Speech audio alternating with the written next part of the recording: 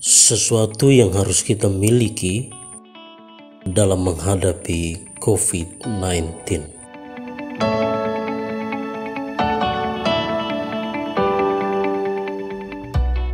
Saudara dan saudari yang terkasih, akhir-akhir ini kita kembali dihebohkan dengan virus COVID varian baru. Diinformasikan bahwa virus COVID varian baru ini memiliki daya serang yang lebih sadis dari yang sebelumnya. Virus varian baru ini memiliki cakupan jangkit yang agak berbeda. Berada dalam satu ruangan saja sudah bisa saling berjangkitan. Frekuensi serangannya pun lebih cepat. Menghadapi kenyataan ini, semua kita pasti panik dan maunya melarikan diri dari dunia ini. Entah mau menyepi ke hutan, ada juga yang mau menyepi ke pedalaman, atau sejumlah tempat yang sulit dijangkau orang banyak. Ada juga yang menutup diri bagi yang lain karena rasa takut berlebihan. Barang kiriman dari luar daerah saja dibakar dalam api. Pergi ke pasar untuk membelanjakan kebutuhan harian selalu dalam keadaan panik dan tidak tenang. Bahkan semua orang dicurigai. Kerja harian menjadi mandek karena diliputi rasa takut. Apalagi kerja yang berhubungan dengan orang banyak. Sehingga produktivitas kita menjadi semakin menurun karena hati selalu diliputi perasaan cemas dan takut. Saudara dan saudari yang terkasih, dalam menghadapi semua ini, kualitas iman kita diuji. Pengalaman hidup kita secara tidak langsung membantu kita untuk menjadi orang tepat dalam menghadapi tantangan.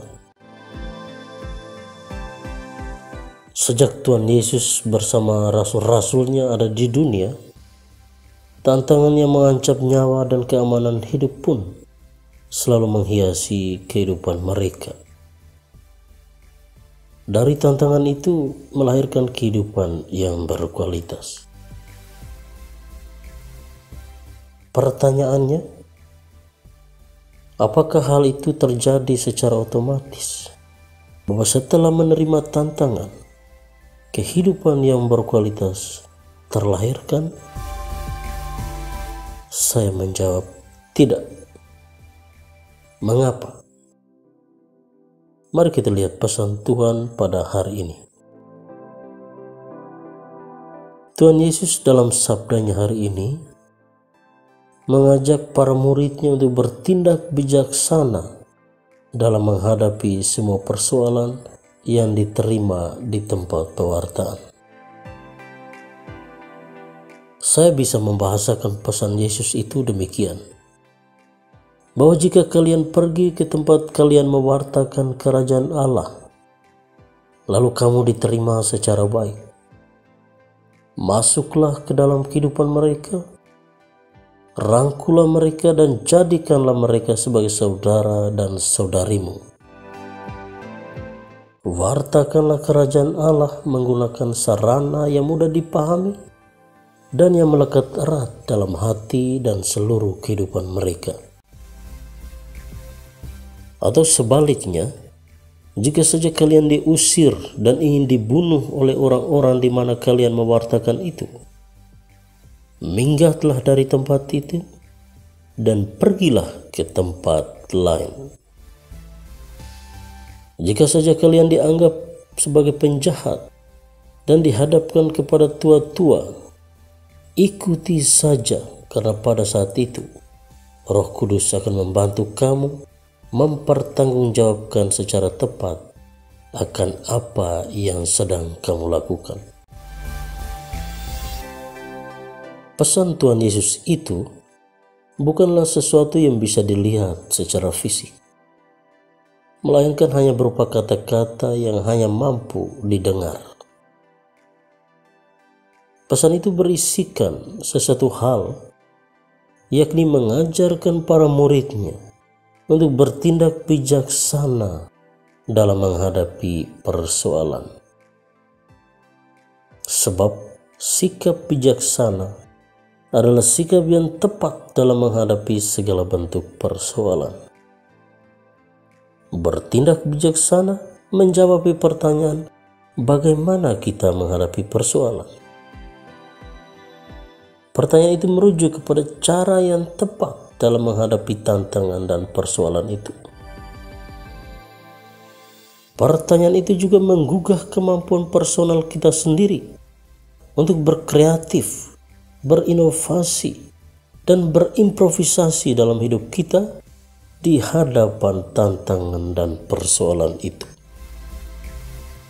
Pada saat itu, kita dituntut untuk memaksimalkan kemampuan manusiawi kita dalam menghadapi tantangan dan persoalan hidup. Dengan demikian, kita tidak terjebak ke dalam pemikiran yang secara serta-merta mempersalahkan pihak lain, membenci pihak lain jika berada dalam persoalan, dan bukannya mencari cara terbaik untuk menghadapinya.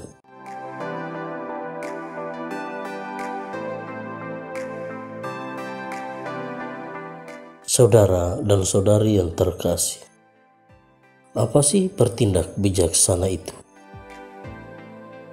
Bijaksana adalah sebuah keutamaan hidup yang dimiliki seseorang. Seorang itu bijaksana bukan saja dilihat dari kepandaiannya membicarakan sesuatu, bukan juga penguasaannya pada ilmu-ilmu tertentu, bukan juga kesan baik yang kita dengarkan tentang orang itu, melainkan pada sikap hidup yang diekspresikan keluar. Sikap hidup yang ditampilkan dari pemahamannya tentang sejumlah hal dalam hidup. Ia bukan saja menampilkan diri dengan bertitik tolak pada apa yang diketahuinya, ia juga menampilkan diri bukan karena kuasa. Ia juga menampilkan diri bukan karena keinginan untuk dikagumi. Ia tidak menampilkan diri karena kepentingan pragmatis. Sebaliknya, orang bijaksana akan menampilkan atau menunjukkan diri karena dilatar belakangi pemahaman tentang siapa dirinya, konteks kehidupannya, cara dalam bertindak, apakah ada yang dikorbankan dalam setiap ucapan dan tingkah lakunya. Artinya, bahwa orang yang bijak selalu bertindak karena pertimbangan yang matang tentang kompleksitas kehidupan yang didukung oleh kemampuan untuk berpikir secara holistik. Cara orang yang selalu bertindak bijaksana dalam menghadapi persoalan hidup pun demikian. Ia tidak akan dengan mudah terprovokasi atau dipengaruhi oleh sejumlah informasi yang belum diketahui secara pasti asal-muasalnya. Ia akan menghadapi persoalan hidupnya dengan tenang.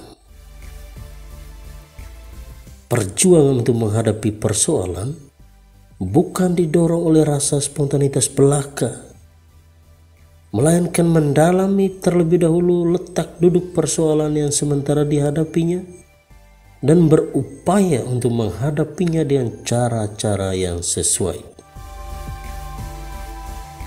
Saya pikir sikap seperti itu baik untuk kita terapkan dalam konteks persoalan kita sekarang ini, di mana banyak orang berada dalam kepanikan menghadapi COVID-19.